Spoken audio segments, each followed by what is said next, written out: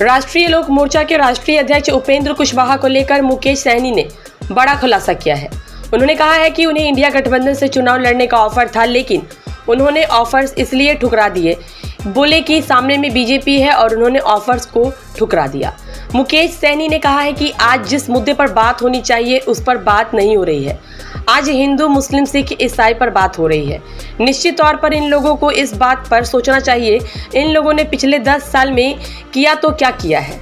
उन्होंने कहा कि आप चीन को लेकर क्यों नहीं बात करते हैं, आप उन चीज़ों को लेकर बात नहीं करेंगे जिन चीज़ों को आप कर चुके हैं। आगे उन्होंने एनडीए गठबंधन पर जमकर हमला बोला, क्या कहा सुनवाते हैं। जाना पड़ रहा है तो नहीं, तो ये तो एक्चुअली वो लोगों को आपस में कोऑर्डिनेशन नहीं है और सब पार्टी अपने अपने लिए लड़ रहे हैं, चाहे वो एलजेपी हो, चाहे जेडीयू हो या बीजेपी हो, और सब एक दूसरे को हराने के लिए लगे हैं। अब देखिए ना किस तरीके से उपेंद्र कुशवाहा जी को काराकाट में लोगों ने फंसा दिया। पवन सिंह जो वहाँ चुनाव लड़ रहे हैं वो अपने मन से थोड़े लड़ रहे हैं, भारतीय जनता पार्टी के द्वारा उनको लड़ाया जा रहा है। वो भारतीय जनता पार्टी का जग जाहिर है कि उनके टॉप लेवल पे जितने भी नेता हैं उनके डायरेक्ट संपर्क में हैं। उनको तो जो इंडिया गठबंधन से भी चुनाव लड़ने का ऑफर था, लेकिन पता चला कि नहीं, सामने भाजपा है तो नहीं लड़ा। पता चला कि सामने भाजपा है तो वो नहीं लड़ा। बोला कि अगर जेडीयू रहता तो हम लड़ते हैं या एलजेपी रहता तो लड़ते, लेकिन भाजपा है करके नहीं लड़े। यानी कि भारतीय जनता पार्टी से जो व्यक्ति इतना डरे वो कैसे वहाँ पे चुनाव लड़ेंगे उपेंद्र कुशवाहा जी को हराने के लिए। तो आपस में वो लोगों का तालमेल नहीं है और ये तो होना ही है। और उनको लग रहा है कि अभी माहौल नहीं है, हमारा बेइज्जती हो रहा है, तो मंच को छोड़ के जा रहे हैं। ये कोई नई बात थोड़े है। प्रधानमंत्री के रोड शो के बाद पहले ही अब हेमंत विश्वकर्मा का एंट्री बिहार में होने वाला है, उसके बाद योगी आदित्यनाथ भी आ रहे हैं। तो क्या लगता है कि 40 और 400 का नारा जो बीजेपी वाले दे रहे हैं तो क्या पार कर पाएंगे जो ये लोग नेता, जो बड़े बड़े नेता जो आ रहे हैं? आप भी 400 बोलते बोलते हंसने लगे, तो हंसी का बात है।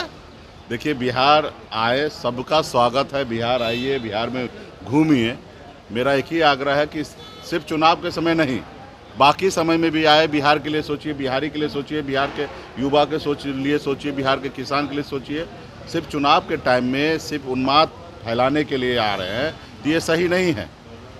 आपके लिए ये सब चीज़ करने के लिए 365 दिन है और सभी ने आपका नौटंकी देखा है कि किस तरीके से धर्म के ऊपर आप राजनीति करते हैं, ये सभी ने देखा है।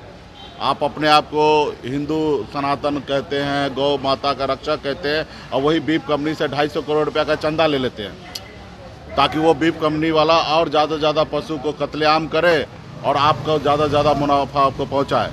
तो ये सिर्फ चुनाव में ये लोग ढोंग कर रहा है। ना इनको विकास से मतलब है, ना विरासत से मतलब है। सिर्फ ये नौटंकी कर रहे, ढोंग कर रहे।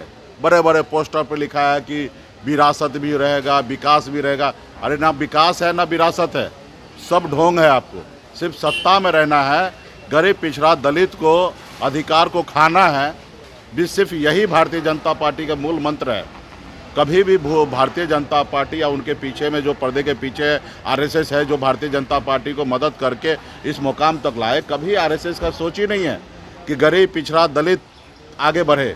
आप आज़ादी से लेकर अब तक देखिएगा, हमेशा आरएसएस ने आरक्षण का विरोध किया, हमेशा समीक्षा करने की बात की है। मंडल बनाम कमंडल उन्होंने चालू किया। पिछड़ा दलित ये राज नहीं कर सकता है, जन्मसिद्ध अधिकार है उसको गुलामी करने का, ये आरएसएस का हमेशा एजेंडा में रहा है। तो ये लोग हमेशा गरीब पिछड़ा दलित को साथ नहीं लेना चाहता। उनके हाथ से ये लोग जब पानी नहीं पीता है, जब हमारे हाथ से चाय नहीं पीता है, ये मेरी आवाज़ कैसे संसद भवन में बुलाए उठाएगा, हमारे बेहतरी के लिए कैसे पॉलिसी बनाएगा? कभी नहीं पॉलिसी बनाएगा।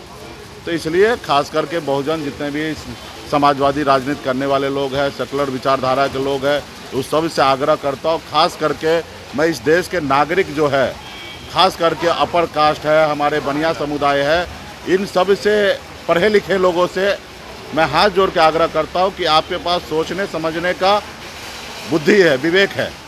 आप सोचिए कि हमारा देश कहाँ जा रहा है। क्या देश ऐसे चलेगा, हिंदू मुसलमान करके चलेगा, कि देश विकास के रास्ते पे चलेगा? आप पाकिस्तान की चर्चा करते हैं लेकिन पाकिस्तान चले जाते हैं बिरयानी खाने के लिए। आप चाइना का क्यों नहीं चर्चा करते हैं?